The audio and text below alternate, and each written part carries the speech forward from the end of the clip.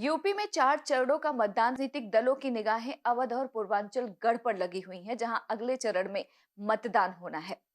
Bharatiya Janata party के सामने जहां एक बड़ी चुनावी रिकॉर्ड को दोहराने की, तो वहीं दूसरी ओर विपक्षी दल बीजेपी पर आरोप प्रत्यारोप कर रहे हैं। सत्ता में हमारे सरकार के पूर्व मंत्री और वर्तमान में यूपी के कानपुर से लोकसभा सत्यदेव। तंत्र टीवी में आपका स्वागत है। धन्यवाद धन्यवाद आपका बहुत बहुत। सबसे पहले आपसे मेरा सवाल यही है सर, अभी तक जो मतदान हुआ है, अगर 2017 की बात करें तो क्या आपको लगता है कि जो आंकड़े अभी तक आए हैं मतदान में, बीजेपी अपने पुराने रिकॉर्ड को दोहराएगी? जो भी आए हैं, मैंने स्वयं इंक्वायरी की है। मैं गया हूँ जहाँ पहला क्षेत्र था। लोग बात कह रहे हैं कि नेता कुछ भी चिल्लाते रहें, कुछ भी कहते रहें, कि लेकिन जिन्होंने मुझे सुरक्षा प्रदान की है, मेरे बच्चों को सुरक्षा, मेरी जो हम निर्भीक रूप से अपनी खेती की रक्षा कर पा रहे हैं, हम उनको वोट देंगे। हम उनको देंगे जो सरकार आते ही हमारे यहाँ लूटपाट करने लगे, दंगा करने लगे, गुंडाई अपराधियों को बढ़ावा देने लगे। हम ऐसे लोगों को वोट कदापि नहीं देंगे। हमारे नेता कुछ भी कहें, हम नेता के आधार पर चलने वाले नहीं हैं। इससे ये साबित होता है कि जनता अब अपने निर्णय स्वयं कर रही है, और वो निर्णय काम के आधार पर कर रही है, गुण दोष आधार पर कर रही है। और कहीं न कहीं उनने ये देखा है कि 5 वर्ष में जिस प्रकार से योगी जी ने उत्तर प्रदेश में कानून का राज्य स्थापित किया है, उत्तर प्रदेश को विकास के पथ पर आगे ले गए। उत्तर प्रदेश में एक ही भी दंगा नहीं होने दिया, यानी शांति रही है।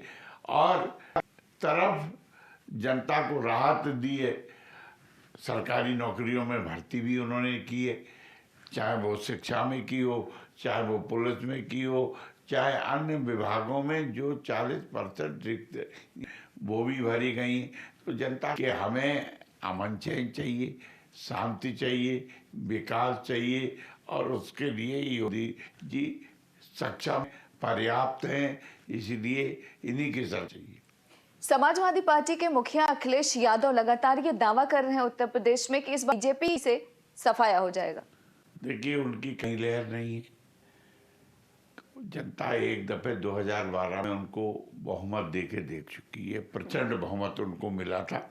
और क्योंकि वो मायावती से उबी हुई, उनको बहुमत दिया था। उन्होंने देख लिया कि 2012 में इनके यार मुलायम सिंह यादव जी करते रहे, वही जातिवाद को प्राथमिकता, वही परिवारवाद को प्राथमिकता, वही गुंडा राज्य को प्राथमिकता, और उसके कारण से उत्तर प्रदेश के हर जिलों में अशांति।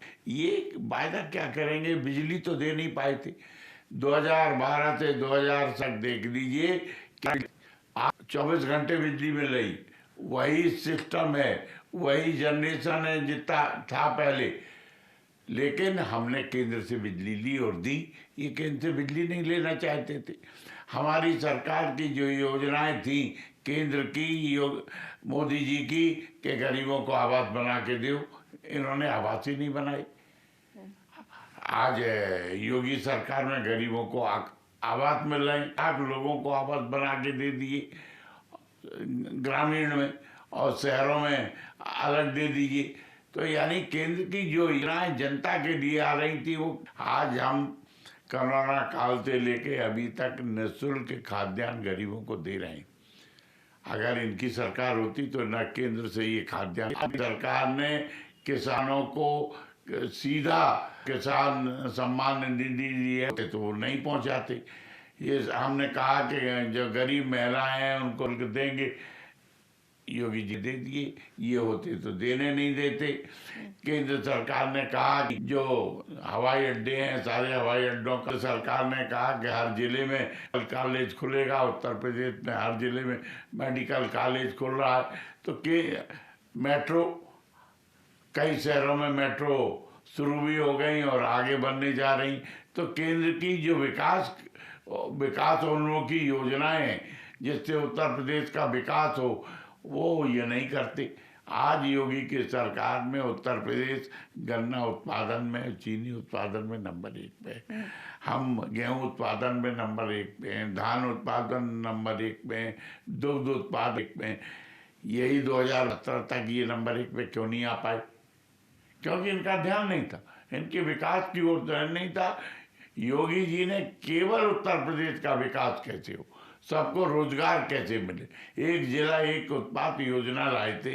वो इसीलिए लाए थे कि स्थानीय जिले के उत्पाद हैं वो लोगों की पहचान में आए, उनको अंतर्राष्ट्रीय स्तर प्राप्त हो, और जब डिमांड बढ़ेगी, एक्सपोर्ट होगा तो उनका उत्पादन बढ़ेगा, स्थानीय स्तर पर लोगों को रोजगार मिलेगा। और इसमें क्या था है, उसमें गेहूं था, उसमें हींग थी, उसमें घी था, यानी आंवला वो था, यानी जो टोकरी बनाने का काम था, बांसुरी बनाने का काम था, घुंघरू बनाने का काम था। तो लोकल उत्पाद को कैसे प्रसिद्धि मिले, ये योगी जी ने करके दिखाया है। मेरा सवाल इसी से जुड़ा हुआ है। देखा जाए तो इस बार बीजेपी के सामने जो विपक्ष है उत्तर प्रदेश में बहुत मजबूत है। समाजवादी पार्टी लगातार आवारा पशुओं के बारे में आवाज उठा रहे हैं कि आवारा पशु किस तरीके से यूपी के किसानों की फसल को बर्बाद कर रहे हैं। कहीं ऐसा तो नहीं है कि इस बार आवारा पशु बीजेपी के वोट भी चढ़ जाएंगे? देखिए, आवारा पशुओं के लिए स्थायी योजना योगी जी ने हर तहसील स्तर पे बनाई थी। वहाँ पर गौ के सेवा केंद्र बनाए थे कि वहाँ पर, और सरकारी विभागों को लगाया था। प्रदेश सरकार अनुदान दे रही है, गांव के चारों के लिए दे रही है, गाय पकड़ी जा रही हैं, रखी जा रही हैं। और ये तो विरोधी दल के लोग हैं, एक तो हवा मचाएं गाय गाय, ऐसी समस्या नहीं है, आप जिले में जाएंगे। दूसरे, ये जो गाय छोड़ते हैं यही लोग हैं, जानबूझ के इसको दुष्प्रचार करने के लिए। लेकिन गाँव की प्रॉफिटेबिलिटी बना के जो गौशालाएं हैं इनको भी वृहद रूप दिया जाएगा, और गौ की समस्या का समाधान, आवारा पशुओं की समस्या का समाधान भी स्थायी रूप से किया जाएगा। अखिलेश यादव ये दावा कर रहे हैं कि इस बार सत्ता में आए तो फौज में भर्ती करेंगे नौजवानों को, शिक्षक जो वैकेंसी है उसमें भर्ती करेंगे। योगी सरकार ने कुछ किया नहीं। देखिए, आप सब जानते हैं कि फौज में भर्ती प्रदेश सरकार नहीं करती, केंद्र का विषय है, और उनकी रिक्रूटिंग, उनकी भर्ती नियमित अंतराल पे चलती रहती है।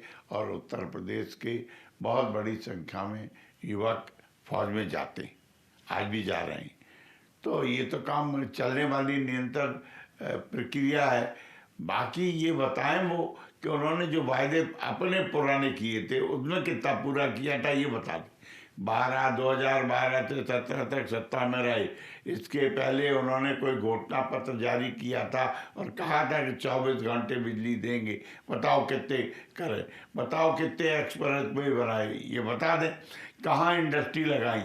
इन्वेस्टर समिट उन्होंने 3 जगह की, बम्बई में भी की, लखनऊ में भी की, आगरे में की। बताएं कितनी इंडस्ट्री लग गई?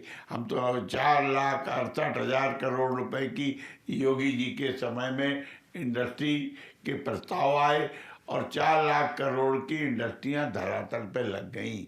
इतना ही नहीं कि अभी बहुत महंगा लेदर क्लस्टर कानपुर के रमोईपुर में लगने जा रहा है, जिससे 4 से इंडस्ट्री होंगी एक क्लस्टर। दूसरे, डिफेंस कॉरिडोर, जिसमें उत्तर प्रदेश में अलीगढ़ है, कानपुर है, लखनऊ है, आगरा है, और ये झांसी है। इन जिलों को लिया गया है कि डिफेंस कॉरिडोर बना के इतनी बड़ी संख्या में इंडस्ट्री लगेगी, लोगों को रोजगार मिलेगा। ये तो योगी की सरकार के समय हुआ, उसके पहले नहीं हुआ। क्योंकि प्रियंका गांधी और अखिलेश यादव दोनों ये कह रहे हैं कि उत्तर प्रदेश में 11 लाख खाली पद है, यदि उनकी सरकारें आती हैं तो उसको भरेंगे। अब मुझे संख्या तो पता नहीं कि 11 लाख एक दिन में तो खाली हो नहीं गए होंगे, अगर हैं तो उसके पहले उन्होंने क्यों नहीं भरे थे, किसने हाथ पकड़ लिया था? लेकिन हाँ, योगी जी ने भरे। योगी जी ने जो खाली पद थे, जब ये लोग गए थे तो योगी जी को 60% खाली पद मिले थे। योगी जी ने नियुक्तियां की हैं, आज भी कर रहे हैं निरंतर। शिक्षा विभाग में इतनी नियुक्तियां थी कि जगह जगह डिग्री कॉलेजों में इंटरमीडिएट कॉलेज नहीं थी, और नियमित उन्होंने आके और भर्ती शुरू कर दी। इनके पहले तो जो आयोग इनके बैठे रहते थे वही भ्रष्टाचार करते थे। प्रियंका गांधी ये भी कह रही हैं कि यदि राजस्थान और छत्तीसगढ़ की तरह उनकी सरकार बनती है तो किसानों का कर्ज माफ कर दिया जाएगा और बिजली का बिल आधा किया जाएगा। जब योगी जी 2017 में मुख्यमंत्री बने थे तो पहले दिन पहला कैबिनेट डिसीजन था कि 36,000 करोड़ रुपए का जिस किसानों का कर्ज था वो माफ कर दिया था। यानी इतना बड़ा कर्ज माफी पूरे देश में कभी भी, चाहे प्रदेश और केंद्र सरकार ने कभी नहीं की जितनी योगी जी ने किया था। और सरकार पर कोई भार नहीं पड़ा था, कोई टैक्स नहीं लगाया था कि हमने माफ कर दिया तो टैक्स लगा के वसूलें। अपने संसाधनों से किया, खर्चों में अपनी कटौती करके किया और आज किसान खुशहाल है। आज उत्तर प्रदेश में आप देख आइए, कोई किसान आत्महत्या नहीं कर रहा है। बिजली की जहाँ बात है, हमने खुद कहा है कि किसानों को जो अपने सिंचाई के लिए बिजली की ज़रूरत होगी वो निःशुल्क देंगे। हम दावे से कह सकते हैं कि भारतीय जनता पार्टी जो अपने लोक कल्याण संकल्प पत्र में जो घोषणाएं करती है वो पूरी करती है। पिछले लोक कल्याण संकल्प पत्र में हमने जो वायदे किए थे वो पूरे किए हैं, आगे भी जो हमने वायदे किए हैं वो पूरी करेंगे। चाहे प्रियंका गांधी हो या फिर अखिलेश यादव हो, जितने भी जनसभाएं कर रहे हैं उसमें एक सवाल पूछ रहे हैं जनता से कि सिलेंडर की कीमत आज क्या है, पेट्रोल डीजल की कीमत क्या है। क्या आपको लगता है कि ये जो महंगाई है इसका प्रभाव आप लोगों को पर पड़ेगा? देखिए पेट्रोलियम प्रोडक्ट्स हैं, ये भारत में उत्पाद नहीं होते, विदेशों से होते हैं, इसलिए इसकी जो प्राइसेस हैं हमारे नियंत्रण में नहीं है, बाहरी नियंत्रण में है। कोई भी सरकार आए, मुझे याद है, मैं आपको बताऊं 1970 में जब मैं पढ़ता था तो पेट्रोल 1 रुपए से कम नीचे था, 1 रुपया लीटर से कम नीचे था। और जब कांग्रेस गई है तब कितने लीटर पे पहुंच गए, 50 रुपए लीटर पे पहुंच गए। तो इन्होंने इतनी महंगाई तो लाई थी ना, हम तो फिर भी नियंत्रण में कर रहे हैं। हम तो आज भी हमने कहा है कि हम जो गरीब महिलाओं को 2 सिलेंडर फ्री देंगे होली और दिवाली पे। तो हमें तो सबका ध्यान है और हम जो ऊर्जा के क्षेत्र में क्रांतिकारी परिवर्तन लाने जा रहे हैं कि इसको खपत कम कर देंगे, पेट्रोल और डीजल की ऐसी टेक्नोलॉजी ला रहे हैं कि ये खपत कम होगी तो हमारी विदेशी मुद्रा कम रहेगी, लोगों को महंगाई का बोझ कम पड़ेगा। ये मोदी जी कर रहे हैं। एनर्जी के सेक्टर में बहुत बड़े क्रांतिकारी परिवर्तन केंद्र सरकार उठा रही, इससे पहले इनको नहीं उठाया। हमें उसमें इथेनॉल का भी उपयोग कर रहे हैं और मैं समझता हूँ कि ये तो केवल आलोचना करना जानते हैं, झूठे वायदे करना जानते हैं, लोक लुभावन बजट बनाना जानते हैं, लेकिन धरातल पे काम करना नहीं जानते। ये परिवारवादी लोग हैं, ये तो केवल परिवार का विकास चाहते हैं। हम लोग देश का और समाज का विकास चाहते हैं, इसलिए हम देश और समाज के लिए काम करते हैं कि राजनीति हमारे लिए सत्ता के उपभोग के लिए नहीं है, राजनीति हमारे लिए सेवा के लिए है। जनता की सेवा करो, गरीब की सेवा करो, गरीब का कल्याण करो और गरीबों को ऊपर उठाओ, गरीबों का विकास करो। इसके अलावा प्रधानमंत्री ने यूपी में एक रैली की जिसमें उन्होंने आतंकवाद और साइकिल का जिक्र किया था। अखिलेश यादव ने तंज कसते हुए कहा कि प्रधानमंत्री ने साइकिल का जिस तरीके से जिक्र किया है उन्होंने पूरे देश का अपमान किया है। इसे आप कैसे देखते हैं? प्रधानमंत्री जी ने सच कहा और सच जरा कड़वा होता है।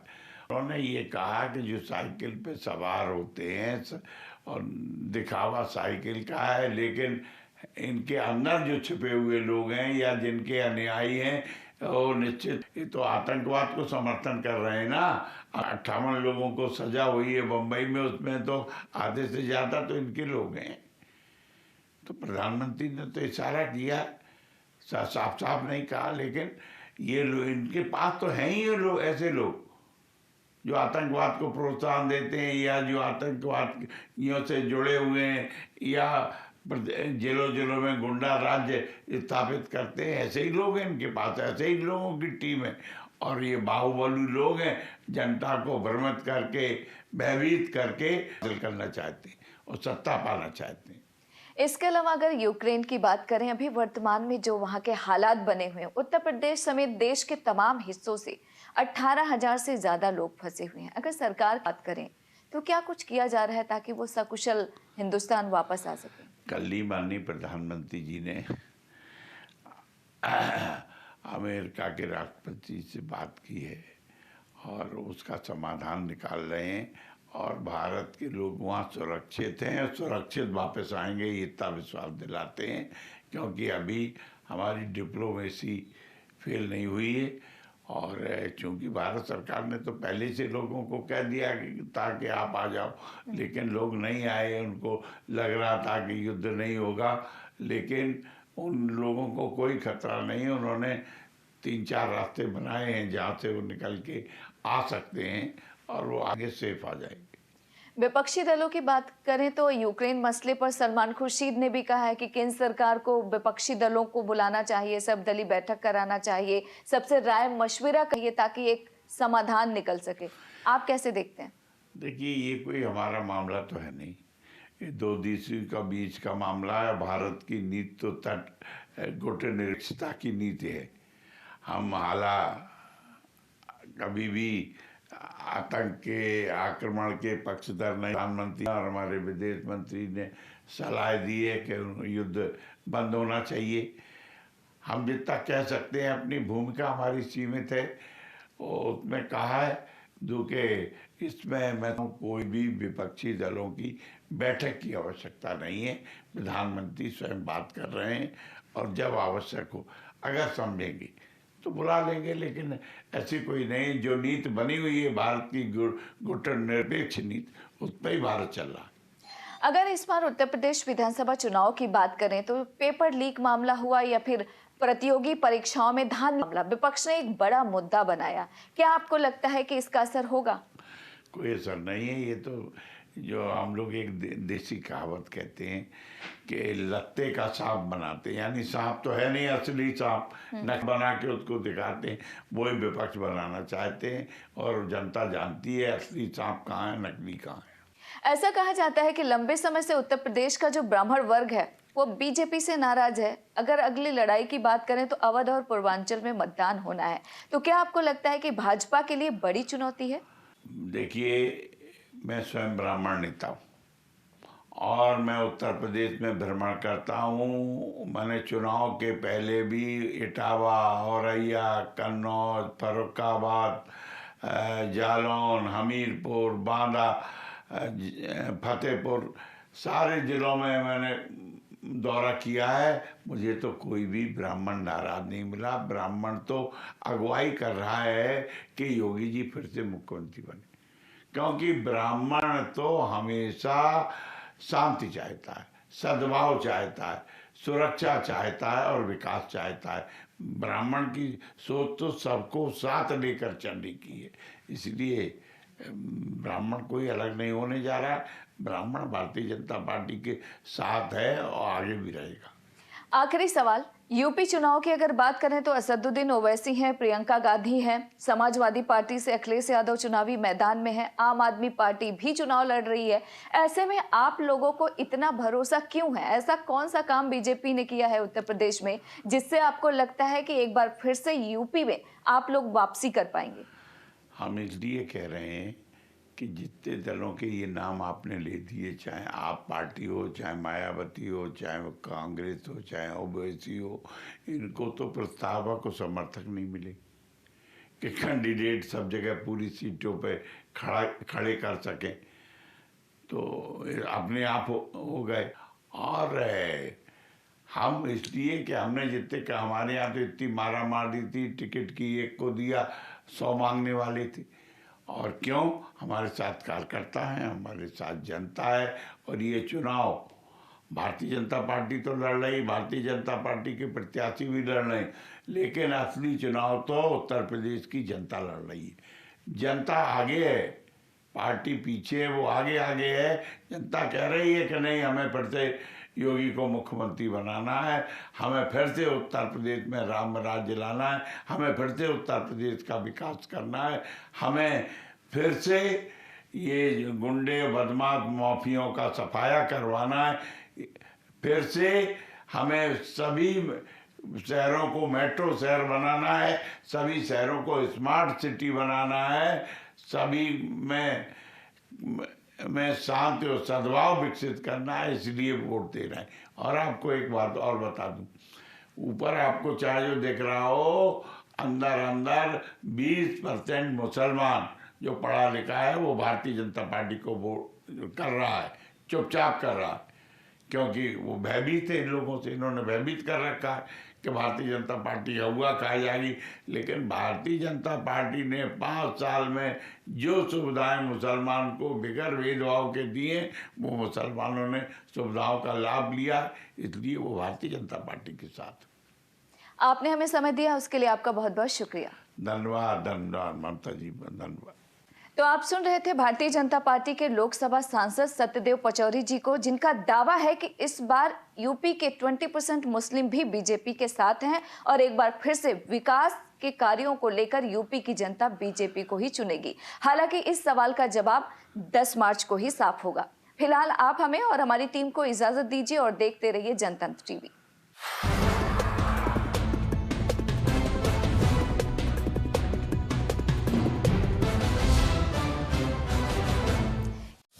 खबरों के निष्पक्ष विश्लेषण के लिए सब्सक्राइब करें Jantantra TV and press the bell icon. Never miss any update.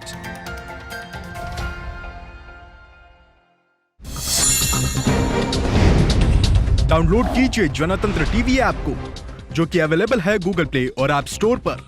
अधिक जानकारी के लिए अभी डाउनलोड करें।